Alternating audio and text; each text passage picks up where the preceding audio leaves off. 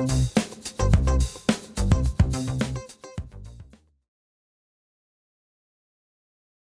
name is Narindi Chan. I lead our global cloud nonprofit strategy for Microsoft. Excited to be here. We have a great discussion for everyone today. So we're going to be talking about nonprofit data strategies and how to ensure AI readiness with trust and security. So, sorry, I'm juggling a few things. I have physical mic in hand, clicker, and my notes, so just bear with me. But yeah, I'm really excited. I mean, the last 2 days has been very informative, as I'm sure all of you are also experiencing. Yesterday was a lot about AI and the tool and what it can do. Today is really focused on the data. So really excited to have all of you here, and especially Tom and Michael. We're going to talk about their approach and how they're getting their organizations AI ready. So for today, I will give both Tom and Michael an opportunity to introduce their organizations and also more about their roles within their nonprofit. And then we'll get into a fireside chat, and then we'll see an awesome demo by my colleague Anushka, where she will take data and get it AI ready. So with that, I think we're going to transition into both of your respective organizations. So Tom Moore is joining us here from the Nursery and Midwifery Council. And Michael Von Geldern is joining us from Anthony Nolan. Both are from the UK, so they've traveled far.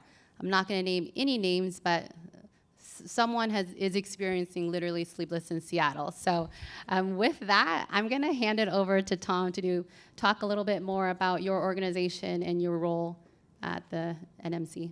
Thanks, Narindi, and thanks for inviting me. I think it's been a fantastic last day and a half. So the Nursing and Midwifery Council, or NMC for short, is a UK-based regulator.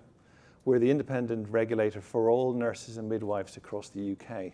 And we currently have something like 808,000 professionals on our register. Our core role is to regulate. We do that first by promoting high standards and education.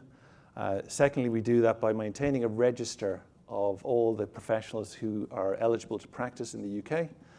And the third thing we do to regulate is we investigate any concerns raised with us about anybody on our register, which thankfully is a very small percentage of our register every year, and then assess their ongoing fitness to practice. So our vision is for safe, effective, and kind nursing and care to improve everybody's health and well-being in the UK. We're really, really passionate about that. You know, it is very easy for us to sit back and say we're a regulator, all we do is wait for people to come to us, but we're really keen to influence the overall sector. And when through supporting and regulating, we have the ability to influence health and social care in the UK. We do that mainly through our regulatory activities, the insights we gain from that. We share them with our partners and work with them to work out workforce planning across the UK, and also for sector-wide decision-making. My role in the NMC is I'm the Chief Information Officer. My role is to try and make all of that easier for the organization and for everybody in it. I try to do that through the hopefully intelligent use of technology and data, but we'll see how I'm doing in a few years' time when we get further on this journey. All right, thank you, Tom. Michael? Hi, Narindi, and firstly, thank you for the opportunity to share our journey to AI. It's such a complex and fast-moving field that it's been really valuable for me to come here and hear from experts and talk to practitioners about what they're doing to get some perspective into the field. So, yeah, thank you for that. So Anthony Nolan is the UK charity that makes life-saving connections between patients with blood cancers and blood disorders and brilliant strangers who are prepared to donate their stem cells for life-saving transplants for those people. It started 50 years ago when Shirley, as you see there in the picture, was so determined to save her son's life, and that's Anthony Nolan there, that she set up the world's first stem cell register. Since then, over 25,000 life-saving transplants have taken place, and many registers have been set up around the world following that as well, including here in the US. The registries internationally work together, so you could have an instance where a patient in the UK hasn't found a match within the UK, but there might be a match here in the US. So they will draw the stem cells from the US donor here and then fly them over to the UK. My role at Anthony Nolan is Data Insight Director. So I look after data from pulling it from the source systems that we have, the architecture around it, and then the reporting of data within the organisation and the CRM around both the donor journey and our fundraisers as well. Awesome. Welcome, both of you. So before we get into the questions I have around data strategies, I wanted to just take a step back and ask both of you the challenges that you both are seeing in the sector, and also where do you both feel AI can play a role? So Michael, we'll start with you here. Yeah, sure. That's a good question. So I think there's three kind of buckets in terms of challenges that I'm seeing from a data perspective. The first one's around people, so retention and recruitment's really difficult. The commercial sector has a strong use and need for analysts at the moment, so it's challenged to recruit and retain staff. I think AI can help in that respect in terms of the generative AI, in terms of automating the mundane tasks and allowing analysts to do the richer insights rather than necessarily the coding work or the donkey work that's associated with analytics. The second element, the second challenge is around the data governance. So getting your data in a good enough shape that you can then draw the insight from it, understanding your catalogue of your data, all the history behind it. I think that's really important. And I think we're going to get a demo from Anushka shortly on how AI can help clean that data in an automated fashion, Right. which I think is really valuable. And then the third challenge is around that stakeholder management. And I think people out there experience their CEOs saying, we want AI, we want it now kind of thing, without understanding that you need to get all the fundamentals in place first. So it's a blessing and a curse in terms of it's great that they have that passion and interest on it, but you need to kind of mitigate that with the art of the possible. Yeah. Yeah. So resources, and then the need for data governance, and then also stakeholder influence. And I think we heard a little bit about this. I think it was it Dr. Fei Li, where it was, I think it was Rebecca, where she mentioned the bi-directional need when it comes to adopting a tool like AI. So, Yeah.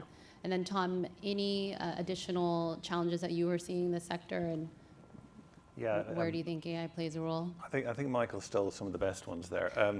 So they really resonate with me. I've seen all of those where I am now, particularly the one around resources. We always feel really grateful when anybody in tech decides to work with us, because they can actually choose to work anywhere in any industry.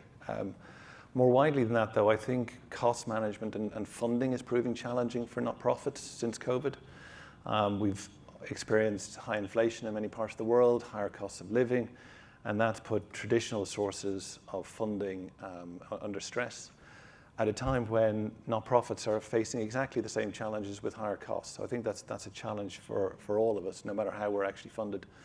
I think, though, counterintuitively, though, investing in tech like data and AI could actually help us in a time when resources and cash is more scarce, through improving our decision making it faster, improving colleague productivity. And I think I was fairly inspired yesterday by some of the different presentations that might have showed me how we might be able to do that at the NMC.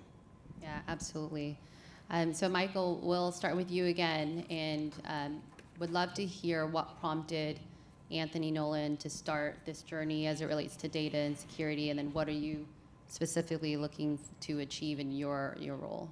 Yeah, so we were quite fortunate in that Anthony Nolan had set out an organisational strategy, and in terms of the three goals, it's around survival of the patients, equity of access to the transplants, and improving the progress on stem cell research. But one of the 3 key enablers for getting to those goals was identified as data. So almost had the impetus from the organisation to say, okay, tell us about how data is going to actually do this enabling. So that was our data prompt. And from that, we've kind of stepped into creating a data strategy to help us drive that forward. Yeah, awesome. Thank you for sharing. And Tom, how about NMC? So, Nirindi, we didn't actually start out with an AI journey. So when I joined the NMC, our most pressing priority was replacing our aging systems that were, let's call them most loved or maybe most hated by some people, but they served their purpose, and we needed to invest in them and modernize them. But these systems hold a vast amount of data. Much of it is very personal data about our nurses and patients, and we needed to make sure that we protect and secure that. But as we looked at that, we saw the opportunity. There's much more we could do with that data to further the purpose or the mission of our organization. Now, we always had data and insight in our strategy, but I think the light bulb went off saying we can do an awful lot more than that. And for instance, one of the things that we'd like to get to, but it's a long way out in the future, is where we move from being reactive as a regulator to being proactive by sharing data with partner regulators and actually working out where we can solve problems before they actually happen in our professions. And that's something, so that's inspiring us at the moment to press on, but that's going to take a lot of work, if I'm honest. Yeah, and I think we heard it today. This journey is not going to be easy, right? But the mission that we're all focused on and using technology as an enabler, I think that's key. And where do we start? So, and back to you, Michael. How is Anthony Nolan preparing the organization and the data for the future, right? So a lot of this conversation is about what we're going to do in the future. So. Yeah. So we've recently completed our migration onto Microsoft Azure, and also our reporting off a competitor product onto Power BI. So those are kind of, we've got some fundamentals in place there. We're also, as I mentioned earlier, building a data strategy where we're looking to, we've taken a current state assessment of our broader tech stack, the data that we've got, and had many stakeholder meetings with the business to understand pain points and opportunities, and we've kind of brought all that together to effectively get sign off on the data strategy, and I'm taking that to my leadership team next week when I get back to the UK. Good luck with that. Thank you. And then for those that aren't familiar with Microsoft Azure, that's our cloud computing platform. And then you mentioned Power BI, which we'll see a little bit more in the demo, but that's Microsoft's data visualization tool that takes raw data and converts it into interactive reporting. So in case those aren't familiar with our products. Tom, same question. Yes. How are you preparing your organization and its data? So just like Michael and Anthony Nolan, we've started out with a data strategy. Our data strategy has 4 pillars, and they're focused on improving our data maturity with our team, with our stakeholders, our technology, and our processes. It's not a single activity. It's actually an interconnected, complex set of actions, really, that over time, linked to different projects and programs, will get us to where we want to get to. And I'll be honest, we have plans, but it changes day by day as we work different things out. One of the other things that we're spending a lot of time doing, and this plays a little bit to a point Michael already made, was around we're educating our colleagues about the journey ahead. There's a lot of hype around AI. People think it's incredibly easy. Some of it is really easy if your data's in the right state. Ours isn't. So we're educating them around that this is a journey. We need to do some stuff first, and when we've done that, then we can actually start doing the things that would really, really benefit us and the wider sector. Right. Yeah. And I think we've been hearing that same sentiment for the entire day and a half. So can you share with us how the preparation is coming along over at NMC? Yeah. So we're making good progress, but it's been hard work. Our focus up until the data strategy was to get our core systems across the Dynamics 365. And we were doing that really because we had the old antiquated systems. We needed to get our data into a common place. A really big moment for us is happening this month. We will have our register of professionals fully live on D365 in a couple of weeks' time, and that's momentous for us. The system it's replacing was first implemented in 2002. We're then, like Anthony Nolan, we're moving our data warehouse across into Azure. We're hoping to do that this summer, although some of my colleagues have a different definition of summer to what I might have in terms of when we might do it. We're also standardizing our data sets, which is really, really key, the key data sets that we really, really need to make. And look, this isn't really interesting work. It's roll your sleeves up and it's difficult, but we think if we do this stuff over the next 18 months, we'll be in a great place to do some of the things that we'd like to do. Yeah, thank you. And Michael, same question. So we're fortunate in going through the data strategy. We've uncovered the fact that right across Anthony Nolan there's a really strong appetite for insights and stuff, which I think is brilliant and really helpful. We've already got a wealth of data. Some of it needs some work and right. some cleaning up and stuff, but I think those two things are really important recipes for success for us. And then, hopefully next week I'll get that sign off, and then it's a case of making the promises is easy, right. delivering on them is the harder element. So that'll be the interesting challenge, and maybe absolutely. ask me again next year. Yeah. All right, and I know this topic has come up quite a bit, and so Michael, we'll keep this with you, but as you continue and Anthony Nolan continues down this path, what ethical considerations should you and other organizations, like in this room, keep in mind when collecting and using data, especially in your organization? Yep. So I think it needs to be, in terms of ethical considerations, what's relevant and fit for purpose for your organization. And to give an example of that, at Anthony Nolan, because we collect genetic information, the DNA, which we need to have so we can match patients and donors together. We fall under that special category data in the UK in terms of our privacy laws, our data privacy laws.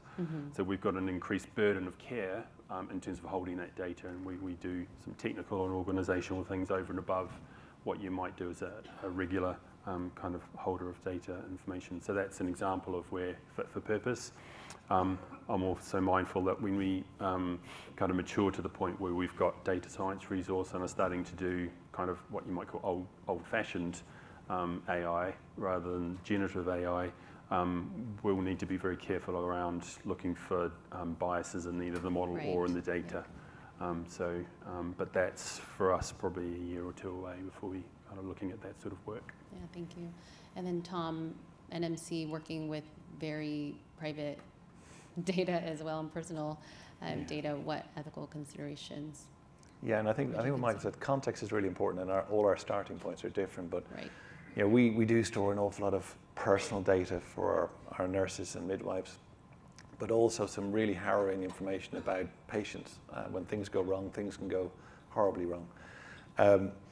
So we know that we could use some of this data for good, and we could do some really, really exciting things that would benefit everybody. But we're very conscious that we need to not get too excited about the tech. We need to make sure that the data is secure and that we're really clear about what we're actually sharing, and is it ours to share. And we need to work that through. And I think that's something I think is really, really important to us. And that actually will take us some time. The second thing is like Michael, we're really worried about bias. And we really want to ensure we don't inadvertently, through tech or through AI, introduce inequality into our decision making. Our nurses and midwives come from every demographic, every background in the UK. And we're really conscious that if we don't get that right and make AI part of our decision-making process, if we systematize inequality, that's really not a good thing to do. So we're really, really conscious about that. Awesome. So we're wrapping up our fireside chat here. We're going to transition to the demo, but before we get to the demo portion of our session, just given both of the progress of your organizations, what advice do each of you have for the nonprofits in this room and those that will listen on demand later, and for others, what advice would you give them who is looking to embark on a similar journey around data security and AI?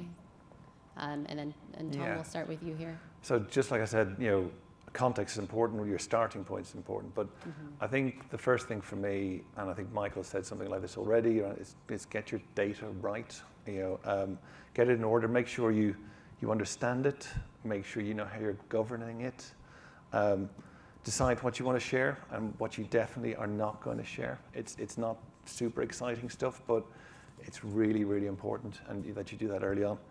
And Michael also said this in his piece earlier on. The second thing that for me is around trying to get the right people into your organization if you can.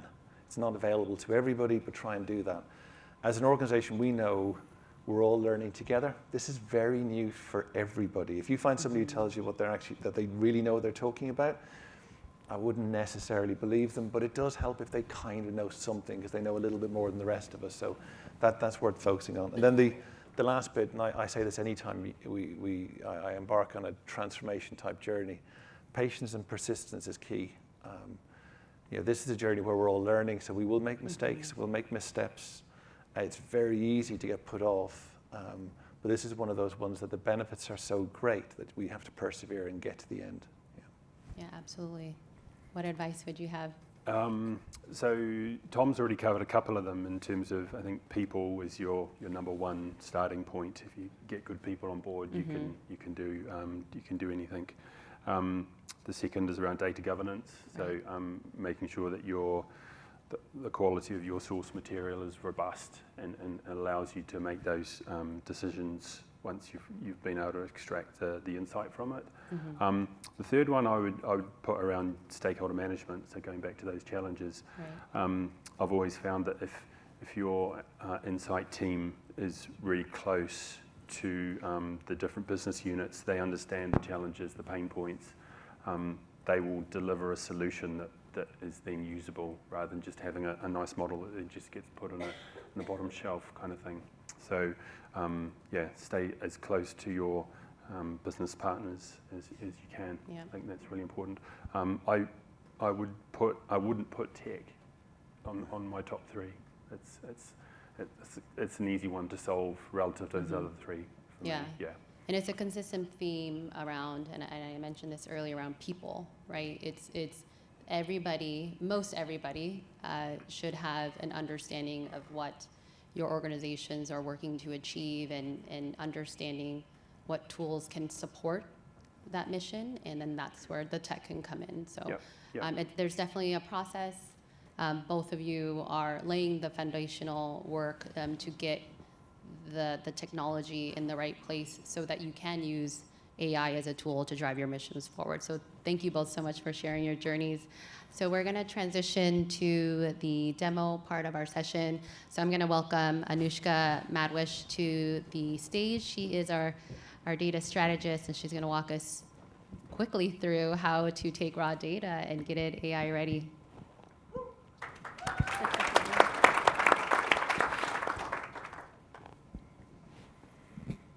Thank you so much, Narinder. And so like Narinder said, my role day-to-day is a solution architect, but for the next 10 minutes, pretend I'm an admin at NMC. And our mission is to make sure every nurse and midwife is up to our particular standards that we set as a regulation, right? And so we collect feedback from the different patients that interact with our nurses. We get, let's say, 6,000 requests a year. And it takes 50% of the whole workforce to go through each and every one of these requests. And so we think generative AI is going to help automate this problem or solve this problem that we have so many people working on these requests. But the issue is we don't know if we have the right data to do this. We're really concerned about patient privacy, sending sensitive information to the model. So we need to figure out, is this data ready to use with AI? Because of this, we want to manage our data better. But currently, it's a mess. It's sitting everywhere in the form of email attachments, spreadsheets on desktops, social media content. The benefit of generative AI is its ability to reason over natural language. But when that natural language data is sitting everywhere, it's hard to truly harness the full power of generative AI. So we want to implement a data governance strategy. This might sound intimidating, but really what it is a set of policies or processes to make sure we have an understanding of where our data is sitting and what kind of content is in these data sets. Like Tom and Michael mentioned, it's really hard to retain talent, and when we lose that talent, we also lose the institutional knowledge that that talent had about this data. In the case of NMC, that could be the difference between a malpractice lawsuit or a simple misunderstanding. So it's really important to have a data governance strategy to really understand and protect this data. So tooling will always come secondary to the processes and the people. But Microsoft Purview is one way to help with that automation and help me manage my data, no matter where it's sitting in the organization. So here I have an example of some sample data where we actually have social security numbers, date of births, but this is a sample of different patients that have sent their concerns over to NMC that we need to then process. We don't want to send social security numbers to a generative AI model. So I'm going to use Purview to automatically detect the sensitive information in this data. And as you can see here, it was able to detect it. And now that I've detected it, I can go ahead and do some simple data transformations to remove the sensitive information from this data set. So here I have the data transformation, and I have a resulting data set that has the sensitive information dropped. I can even go in and validate that that sensitive information has been dropped.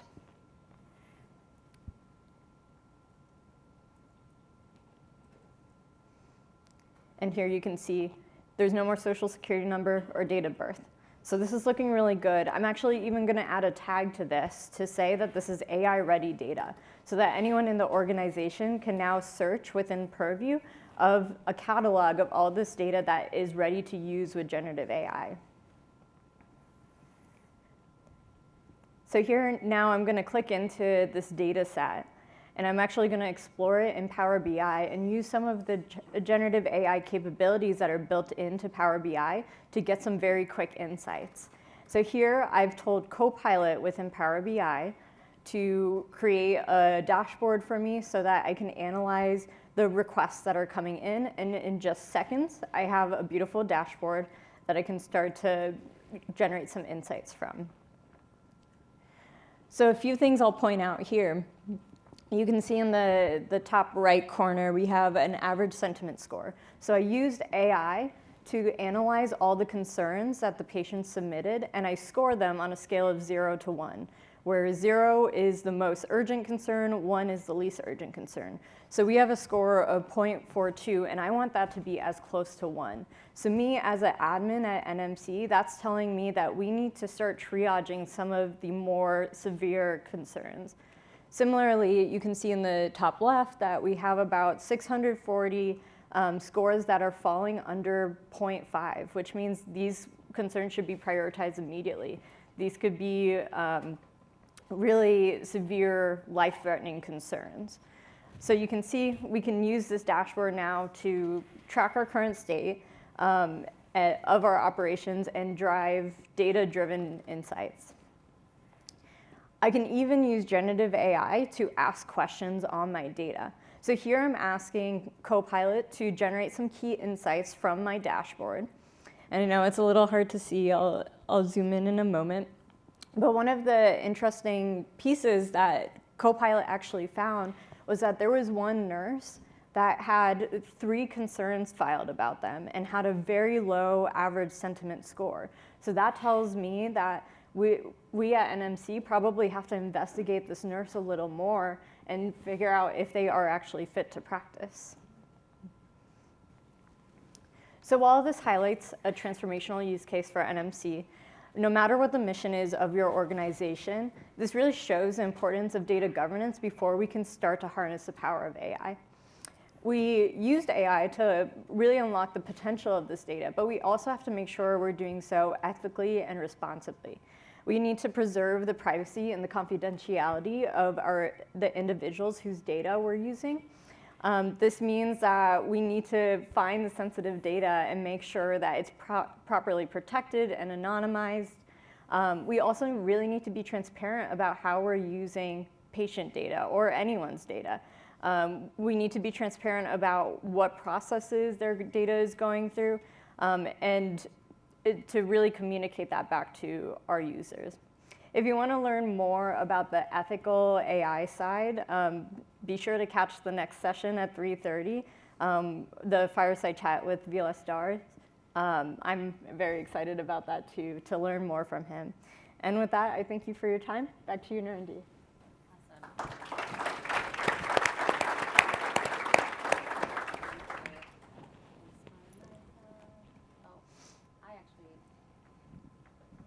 Okay, I think I'm back on. I don't know if that was me or someone else. But so we saw how fast Anushka, and I know like she's an expert, super smart, and we use NMC as a proxy here. So obviously that was not real patient data. But I do want to ask, like, without the technology that we see today and the automation, what would this have normally taken NMC to get to this level of insight? How long would it have taken? You know, that's actually a tricky question. You know, we take about 5,000 to 6,000 concerns, as we call them, every year, and they go through a long process called fitness to practice. You know, what Anushka actually managed to show us was multiple different parts of the process all happening at the very beginning, which is something we can't do today. So it's actually difficult to compare. I'd love it to be quite as easy as that. I'd do it tomorrow if it was that. But that's the kind of thing we would like to get to, and that will save us so much time, because something like over 50% of our organization is focused on this one process, and it's a very expensive part of our organization as a result. If we could divert some of those people to other things where they could be more productive and do, you know, we could do some of this through tech, that would be fantastic. It will take us some time to trust it, you know, but we would save a huge amount of time. And really what that would mean, it's not about, for us, not about productivity gains or saving resources. It's really about, we would get to deal with the cases that really mattered more quickly. And that's really important to protect the public, because that's our overriding mission in the NMC. So that would be fantastic. It would just be a game changer for everything we do. Yeah, absolutely. And I know both of you are, you know, developing your data strategies and getting it to a place where you can adopt AI and use AI in a manner that is extremely impactful.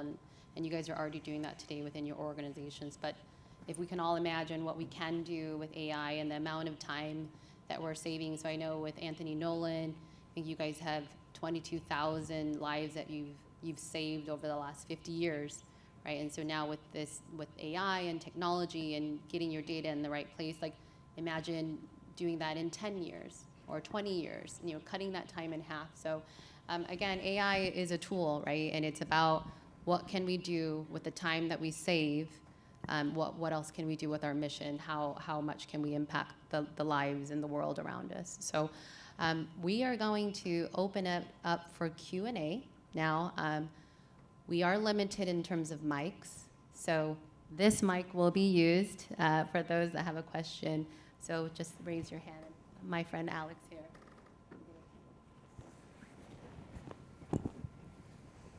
Hi.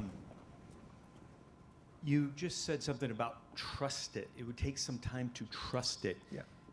I mean, how much time would it take to trust tools like this with the data that that's being fed into it? I ran into an example where we were going through 4,000 some odd emails and looking for particular emails. And we were putting this through ChatGPT 4. And it actually hallucinated really badly, generated an email that didn't exist. And I looked at that and I thought, you know what? I don't think this is real. And I wound up having to buy a tool that could basically do a search of lots of data, and sure enough, it didn't exist. So how many times do you have to do this before you would actually trust it? Yeah, that's a good question. I'm not sure I can actually answer it. Yeah. So I think the way we would probably adopt this, though, is that what Anishka showed is how we could maybe categorize things into different severities. Let's call it severities. It's not what we actually use in the NMC, but it'll serve here, where these concerns are actually potentially really bad ones, and we need to look at those today. These ones are maybe somewhere in the middle, and these ones are probably not really concerns at all, and there's somebody better able to deal with those than us. Yeah. And what we would actually do is we would target resource we would review every single one still, I think, in person for a good period of time. What it would do for us in the first instance, it would be where we direct our resources. Because we know we can't get it wrong. We just cannot get it wrong. So even on the ones where we think that there isn't a concern or there is nothing there to answer, we would still review it, but we'll just change the order of priority around which ones we go after. And then I think as this tech improves and we feel more comfortable, I think we will always have somebody looking over its shoulder. This is augmenting what we're doing rather than replacing it. Yeah, it's helping us prioritize and make a better decision rather than taking away necessarily the need for us to look at some of this stuff. There will come a point where this tech might be able to do that, but I don't see that happening very soon. So I think so I don't think we'll have this hands-off approach to it in my time in the NMC.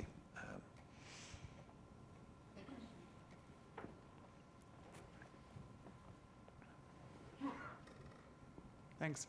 Tom, you talked about not wanting to automate or introduce bias in the data. I'm curious to hear about two sides of that. One, how do you do that today? Like what sorts of analyses are you doing to make sure that that's not happening?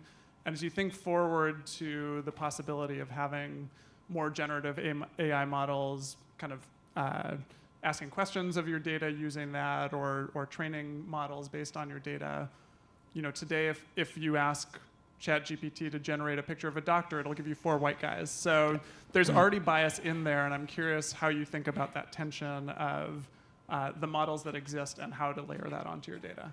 Yeah. So to answer how we do it today, it's actually really difficult to do that. And part of the reason, one of the other reasons we're looking so heavily at sorting out our data is because for us to generate just a single report that tells us simple things like just by ethnic backgrounds, where is it disproportionate? Are we making decisions disproportionate against one race versus another one? That's hard for us. It's something we do, and we hand crank it. There's a lot of Excel, there's some Power BI, and there's some other things in there to do that right now. We'd like that to be quicker. So actually, while we're sorting out our data to become, let's say, AI ready, there's huge amount of benefits as we get our data in better state, so we can get that kind of reporting done much more quickly. So we see lots of interim benefits along the way. The systematizing piece that just scares me. I've seen too many examples where just because we didn't understand how AI had actually made its decision, that we had essentially introduced bias. There was a good example in one of the presentations yesterday about, it was Trevor Noah's piece around male-female, and actually what it had worked out was somebody wore makeup, somebody didn't wear makeup. And that's a very common thing. So when we get to that point, that's towards the end of the journey that we can see right now, and that's going to be the hardest bit. We mightn't actually make it. When I talk to people in the organization, what I'm currently telling them is we don't know the answers. We're going to enjoy trying to work it out, and we might not work it out, but it doesn't mean we shouldn't try. And I think actually just even on that journey, we'll find some other opportunities that we can't identify today either. Because I think it would be arrogant of me to say I know how this story is going to end, because I frankly don't. But what we know is what the next few steps are, what the possibilities could be. And then we're going to spend a good chunk of time working that one out. I'm hoping the technology's moved on a bit further by the time I get there. Yeah. But thanks for the question. It's a really good one.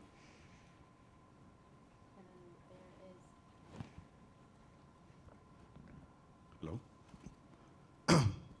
Hi, I'm Krishna Endluri. I head up the IT for National 4-H Council, which is one of the largest youth empowering organizations in the United States.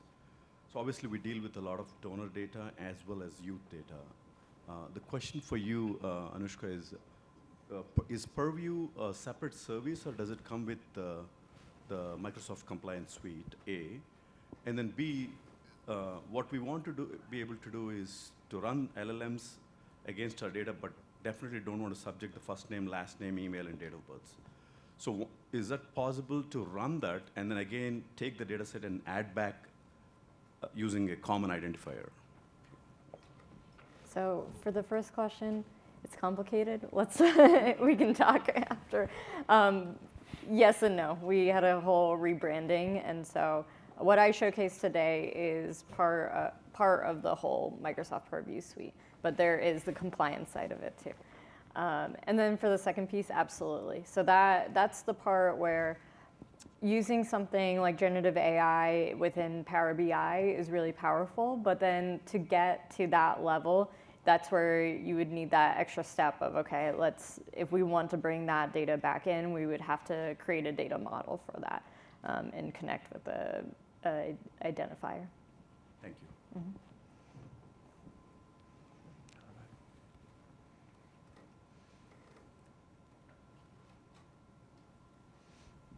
Krishna, thank you for that question, because I was going to ask that as one of a two-part question. But my second one is, Tom, sorry to keep putting you on the hot spot, but you mentioned your approach as being patience and perseverance, and that they're going to make mistakes along the way. But both of you spoke about, sort of the very highly sensitive data that you work with, the highly vulnerable communities that you work with, where mistakes can oftentimes be catastrophic. So I'm interested in both of your sort of thought processes. We know we need to iterate, and we know we need to learn from failure, a term from engineers. How do we do that when results can have catastrophic human consequences? Do you want to go? Yeah, I'll go first on that one. So we start in places that don't have catastrophic things. So for instance, we would never throw like a large language model in the data over a genetic information and assume that it can do the matches on the genetic information, because if that went wrong, then that would kill people, and clearly that's not what the aim of what we're doing is. So we would start in areas where we can test it to see how it's progressing and be confident that the results we're getting are consistent and accurate, and that we'll build that up through time. So that's, I guess, the evolution of how we would start it. Yeah, I'd be sort of similar. I think as well, we have to remember that, I said this earlier on, around we're learning how to use this. So my team are super bright, super good at what they do, but this is really, really new. And in our strategy, we're trying to work out how we raise maturity across everything. So we talk a lot about the tool, but I need the team who actually really know what they're talking about. So we need to kind of walk before we run with some of these things. So like Michael, we'd pick safe areas first.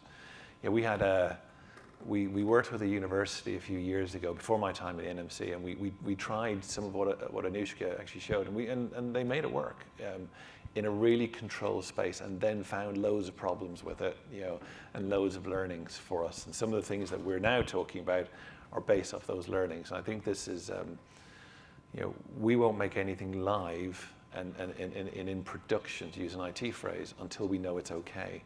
But I think we'll fail often before we put something out there, and we'll experiment in little pockets for a while. But we're not going to put anything out there. But this is where I think we all have to grow, and the tools will grow with us as well.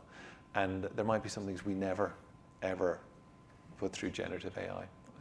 But I'm not going to say never today, because there is always a possibility. I'll also advise, find a use case where there's already a human doing it. So I like customer service as an example, right? How can we in a customer service process, like how can we use AI to assist the customer service agent by giving them the information faster, but they're still the person that makes that final decision of this is the answer that I'm going to give.